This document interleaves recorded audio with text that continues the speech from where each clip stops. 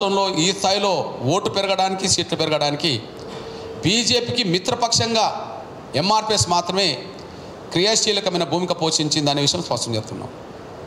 ఇకపోతే బీజేపీకి మాదిగల్ని దగ్గర చేయడంలో దయచేసి గమనించండి, బీజేపీకి మాదిగల్ని దగ్గర చేయడంలో రేవంత్ రెడ్డి అందించిన సహకారం ఎవరు అందించాలి?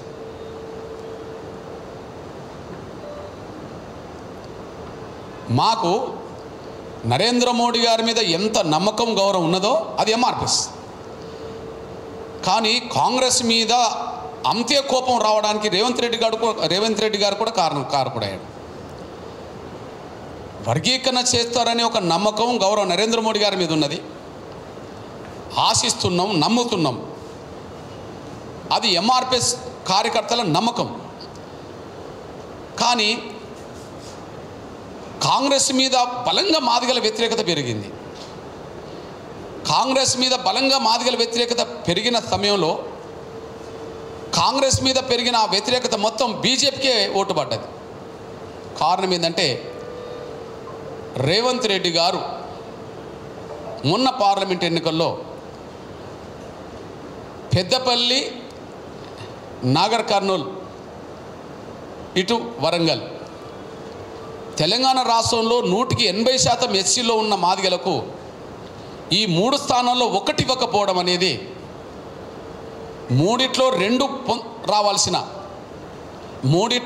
రావాల్సిన మాదిగలకు ఒక్కటి కూడా ఇవ్వకపోవడం అనేది మాదిగలందరూ గ్రహించారు. అప్పటికే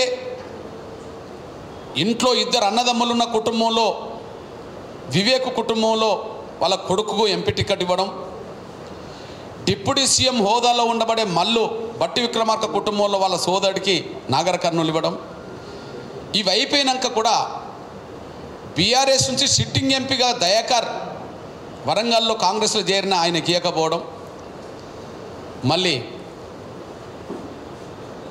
కాంగ్రెస్ ప్రభుత్వం కూలిపోతుందని చెప్పి అసెంబ్లీలో మాట్లాడిన కడియం సార్ని పిలిపించుకొని వాళ్ళ కూతురుకు టికెట్ ఇవ్వడంతో మాదిగల వ్యతిరేకత కాంగ్రెస్ మీద ఆగ్రహంగా మారింది. మాదిగల వ్యతిరేకత కాంగ్రెస్ మీద ఆగ్రహంగా మారి అది బీజేపీకి అనుకూలంగా ఓట్లు పడడానికి కూడా, ఈ స్థాయిలో బీజేపీకి ఓట్లు పెరగడానికి కూడా పరోక్షంగా ప్రత్యక్షంగా రేవంత్ రెడ్డి గారు తీసుకున్న నిర్ణయమే దానికి కారణమైందనే విషయం మేము స్పష్టం చేస్తున్నాం. అంటే బీజేపీకి ఓట్లు సీట్లు మాదిగల్లో పెరగడానికి, మాదిగల్లో ఓట్లు బీజేపీకి బలంగా పెరగడానికి రేవంత్ రెడ్డి గారే పరోక్షంగా ప్రత్యక్షంగా మాదిగల్ని మీరు కాంగ్రెస్కి వేయాల్సిన అవసరం లేదు, మీరు బీజేపీకి వేసుకోండి అని చెప్పి, నేను ఎట్లాగో వన్ సైడ్గా మాలల్ని ప్రోత్సహిస్తా, నేను ప్రోత్సహిస్తే మాదిగలు మీరు ఎట్లాగో కాంగ్రెస్కి వేయరు కదా, కాబట్టి కాంగ్రెస్కి వేయకుండా మీరు బీజేపీ వేసుకోండి అని చెప్పి పరోక్షంగా మమ్మల్ని, మా ప్రజల్ని బీజేపీకి ఓటేసుకోవడానికి ఈయన తీసుకున్న నిర్ణయమే కారణమైందని వేసుకొని మేము స్పష్టం చేస్తున్నాం. అందుకనే నిన్న ఏఐసిసి ఒక నిర్ణయం తీసుకున్నది, వాళ్ళ ఏఐసిసి నిర్ణయం తీసుకున్నది. మొన్నటి పార్లమెంట్ ఎన్నికల్లో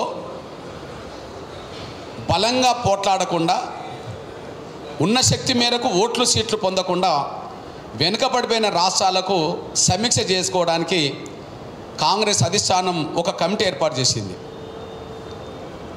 మధ్యప్రదేశ్లో, ఇతర రాష్ట్రాల్లో ఏర్పాటు చేసింది.